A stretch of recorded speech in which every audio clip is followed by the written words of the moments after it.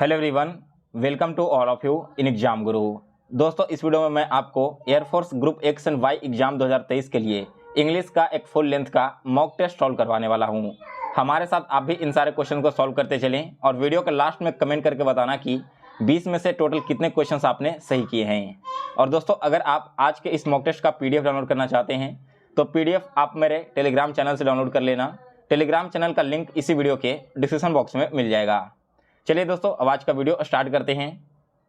यहाँ पर question number 1 से लेकर 4 तक पैसेज वाले क्वेश्चन हैं जिसे हम लास्ट में देखेंगे। स्टार्ट करते हैं क्वेश्चन नंबर 5 से। तो 5 से लेकर 7th क्वेश्चन में आपको सेंटेंस में एरर फाइंड करके बताना है कि किस पार्ट में गलती है। तो 5वां क्वेश्चन है कि many a man have come to India from Bangladesh to live here permanently. और अगर आपको किसी भी पार्ट में एरर नहीं देखता है तो आप डी ऑप्शन सेलेक्ट करना, नो एरर का। तो देखिए इस क्वेश्चन का करेक्ट आंसर क्या होगा। दोस्तों, यहाँ पर देखिए मेनी ए के साथ में सेंटेंस शुरू हो रहा है ना, तो जो भी सेंटेंस मेनी ए के साथ में शुरू होगा तो वहाँ पर सिंगुलर नाउन का यूज किया जाता है और उसके साथ साथ सिंगुलर वर्ब का भी यूज किया जाता है। यहाँ पर देखिए मैन तो आपका सिंगुलर नाउन है, लेकिन हैव जो कि हेल्पिंग वर्ब है वो प्लूरल फॉर्म में यूज किया गया है। तो हैव को रिप्लेस कर दोगे हैज से, तब आपका सेंटेंस पूरी तरह से करेक्ट हो जाएगा। यानी कि इस क्वेश्चन का option number B correct answer है। इसके बाद अगला क्वेश्चन है 6 नंबर। One of the boys who always give the correct answer is Samuel. तो 6th क्वेश्चन में देखिए किस पार्ट में एरर है। यहाँ पर दोस्तों सेंटेंस स्टार्ट हो रहा है वन ऑफ द के साथ में ना, तो जब भी कोई सेंटेंस वन ऑफ द के साथ में स्टार्ट हो तो इसके साथ आप सभी को प्लूरल नाउन यूज करना होता है और सिंगुलर वर्ब यूज करना होता है। तो यहाँ पर अगर आप देखोगे आपका नाउन तो प्लूरल है, लेकिन वर्ब जो यूज किया गया है ना वो यहाँ पर भी प्लूरल यूज किया गया है। तो गिव को आप रिप्लेस कर देना गिव्स से, तब आपका आंसर बिल्कुल सही होगा। यानी कि इस क्वेश्चन के भी बी पार्ट में एरर है। इसके बाद अगला क्वेश्चन है 7 नंबर। I worked as a medical representative for 8 months। दोस्तों, ये वाला जो सेंटेंस है ना प्रेजेंट परफेक्ट टेंस में है, यहाँ पर मंथ्स का भी यूज किया गया है। तो आई के साथ में आपको हेल्पिंग वर्ब हैव का यूज करना होगा वर्कड के पहले। यानी कि ऑप्शन नंबर ए इस क्वेश्चन का करेक्ट आंसर है। फिर इसके बाद है क्वेश्चन नंबर 8 से 10 तक। यहाँ पर आपको खाली स्थान की जगह पर सही वर्ड को फिल करना है। तो क्वेश्चन नंबर 8 कह रहा है on reaching the top of the ridge we came upon a dash of monkeys. दोस्तों, यहाँ पर रिज के टॉप पर पहुँचने पर उनके पास क्या आया, बंदरों का एक झुंड आया। तो बंदरों के जो झुंड होते हैं ना इसे हम कहते हैं ट्रूप। यानी कि ऑप्शन नंबर ए इस क्वेश्चन का करेक्ट आंसर है। फिर इसके बाद अगला क्वेश्चन है 9th नंबर। Jason and James took their bike with dash. तो यहाँ पर यूज किया जाएगा दोस्तों देम का, यानी कि बी ऑप्शन इस क्वेश्चन का करेक्ट आंसर है। अब देम का यूज क्यों किया गया है, तो देखिए जो देम है ना वो यहाँ पर पर्सनल प्रोनाउन है और ये रेफर किसे कर रहा है, जेसन और जेम्स को, इसलिए यहाँ पर देम का यूज किया गया है। फिर इसके बाद है अगला क्वेश्चन 10 नंबर। Those are probably the dash curtains in the store. तो देखिए यहाँ पर बात किया जा रहा है किसी एक कर्टन के बारे में जो कि फैंसी है। तो दोस्तों यहाँ पर कौन सा डिग्री यूज किया जाएगा, क्वेश्चन नंबर 10 में सुपरलेटिव डिग्री यूज किया जाएगा और सुपरलेटिव डिग्री होता है फैंसीएस्ट, इसलिए option number C correct answer है। फिर इसके बाद अगला क्वेश्चन 11 नंबर क्या कह रहा है कि देखिए do you have dash post card, yes I have dash. तो 11th नंबर क्वेश्चन का करेक्ट आंसर होगा दोस्तों option number D, do you have any post card. यानी कि क्या तुम्हारे पास कोई पोस्ट कार्ड है, तो यस आई हैव वन, हाँ मेरे पास एक है। यहाँ पर ऑप्शन में पहला एनी हो जाएगा और सेकंड वाले ऑप्शन में वन हो जाएगा। फिर इसके बाद अगला क्वेश्चन है 12 number. Select the adverbs of manner from the following options. यहाँ पर दोस्तों एडवर्ब ऑफ मैनर आपको सेलेक्ट करना है। तो एडवर्ब ऑफ मैनर क्या होता है, यहाँ पर कहने का मतलब यह है दोस्तों कि एक ऐसा वर्ड या फिर एक ऐसा एडवर्ब जो डिस्क्राइब करता हो कि कैसे कोई चीज़ घटित हुई हो। तो करेक्ट आंसर हो जाएगा दोस्तों ऑप्शन नंबर डी। हैवली का मतलब क्या है, भारी तरीके से हुआ हो कोई चीज़। केयरफुली का मतलब है काफ़ी सावधानी के साथ कोई चीज़ हुआ हो, और नीटली का मतलब है काफ़ी साफ सुथरी तरीके से कोई चीज़ हुआ होगा। तो इसलिए आपका जो डी ऑप्शन है वो बिल्कुल सही जवाब है। इसके बाद अगला क्वेश्चन है 13 नंबर। What prefix would you add to the word finished to show that there is still some work to be done. Finished एक वर्ड दिया गया है और इसमें आपको एक प्रीफिक्स ऐड करना है, यानी कि वर्ड से पहले कोई एक ऐसा वर्ड ऐड करना है जिससे हमें यह पता चले कि जो कोई कार्य है वो अभी कुछ बचा हुआ रह गया है। तो यह होगा दोस्तों अनफिनिश्ड, यानी कि ऑप्शन नंबर ए इस क्वेश्चन का करेक्ट आंसर है। फिर इसके बाद अगला क्वेश्चन है 14 number, I should go to him he dash need my help.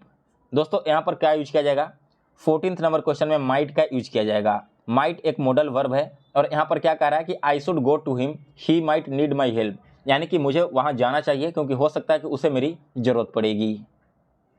इसके बाद अगला क्वेश्चन है 15 number, it's raining outside you dash go anywhere.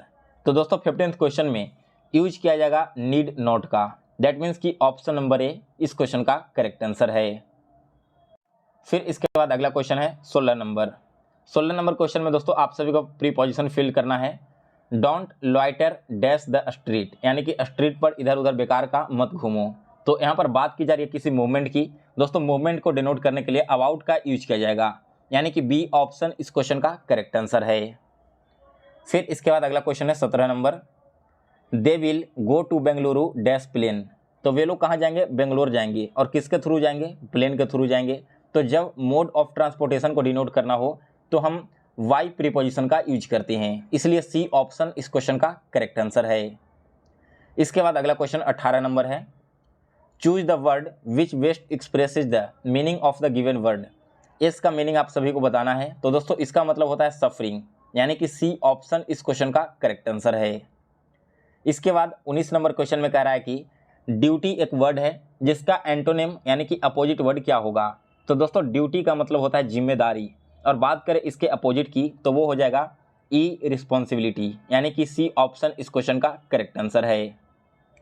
फिर इसके बाद अगला क्वेश्चन है 20 number, transform the following assertive sentence into interrogative sentence by selecting the correct options, please wait for me.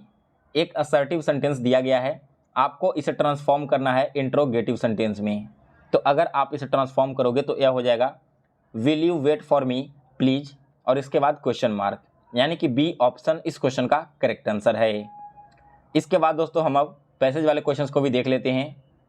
Video में आगे बढ़ने से पहले दोस्तों, अगर आप 2023 में Indian air force X Y group की तैयारी कर रहे हो तो चक्षु पब्लिकेशन की तरफ से एयरफोर्स एग्जाम के लिए प्रैक्टिस सेट का किताब लॉन्च कर दिया गया है।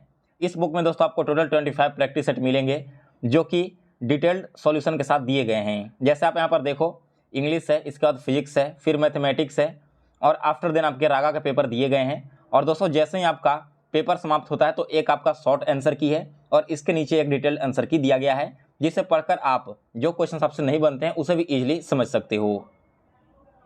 इनके द्वारा एयरफोर्स के लिए और भी कई तरह के प्रैक्टिस सेट लॉन्च किए गए हैं। अगर आप इन बुक्स को फ्लिपकार्ट एंड अमेजॉन से परचेज करना चाहते हो तो परचेज करने का लिंक मैंने इसी वीडियो के डिस्क्रिप्शन बॉक्स में दे दिया है, उस पर क्लिक करके आप सभी लोग इसे परचेज कर लेना। चलिए दोस्तों अब आगे बढ़ते हैं और देखते हैं अपना अगला क्वेश्चन। सो गाइज ये रहा आपका पैसेज। सबसे पहले आप लोग वीडियो को रोक करके पूरे पैसेज को पढ़ लो। पैसेज का फर्स्ट पार्ट है ये, फिर इसके बाद पैसेज का सेकंड पार्ट है, आफ्टर देन आप लोग पैसेज के थर्ड पार्ट को भी देख लो। अब हम इसके क्वेश्चंस को देखेंगे। तो देखिए पहला क्वेश्चन क्या कह रहा है कि व्हाट इज साइटिका। साइटिका क्या है दोस्तों, तो यह एक हर्निएटेड डिस्क है, यानी कि डी ऑप्शन इस क्वेश्चन का करेक्ट आंसर है। इसका आंसर दोस्तों आपको पैसेज के फर्स्ट पार्ट में ही मिल जाएगा। आप यहाँ पर देखोगे तो क्या है, साइटिका जो है वो एक हर्निएटेड डिस्क है। इसके बाद अगला क्वेश्चन क्या कह रहा है, सेकंड क्वेश्चन कह रहा है कि where did the four fathers of the writer live. जो राइटर हैं उनके फोर फादर्स कहाँ पर रहते हैं, तो वे रहते हैं दोस्तों मुंडा कोटू कुरुसुकी में, यानी कि सी ऑप्शन इस क्वेश्चन का करेक्ट आंसर है। आफ्टर देन अगला क्वेश्चन है question number 3, what disability did the writer suffer due to herniated disc. दोस्तों ये जो हर्निएटेड डिस्क हुआ है ना, इसकी वजह से राइटर को क्या सफ़र करना पड़ रहा है, यानी कि क्या परेशानियां झेलनी पड़ रही है, तो उसे सफ़र करना पड़ रहा है यूजलेस लेफ्ट लेग, यानी कि जो राइटर का लेफ्ट लेग है वो उसने काम करना बंद कर दिया है, बिल्कुल यूजलेस हो चुका है। आफ्टर देन क्वेश्चन नंबर 4 है, one day I will is the title of. यह जो टाइटल है वो किसके लिए है, तो दोस्तों यह टाइटल है द अननोन रोड के लिए, यानी कि बी ऑप्शन इस क्वेश्चन का करेक्ट आंसर है। सो गाइज इसी के साथ आज आपका इंग्लिश का मॉक टेस्ट समाप्त हो चुका है। तो आप लोग कमेंट करके बताओ कि आज आपने 20 में से टोटल कितने क्वेश्चंस सही किए हैं। और दोस्तों अगर आपको यह मॉक टेस्ट पसंद आया हो तो इसे लाइक और शेयर करें। आगे भी इसी तरह की मॉक टेस्ट देखने के लिए एग्जाम गुरु चैनल को जरूर सब्सक्राइब कर लें, साथ में इसके बेल नोटिफिकेशन को भी ऑन कर लें, ताकि जैसे मैं कोई नई वीडियो अपलोड करूं तो उसका नोटिफिकेशन आप तक सबसे पहले पहुंच जाए। मिलते हैं दोस्तों फिर से एक नए वीडियो में, तब तक के लिए जय हिंद, जय भारत,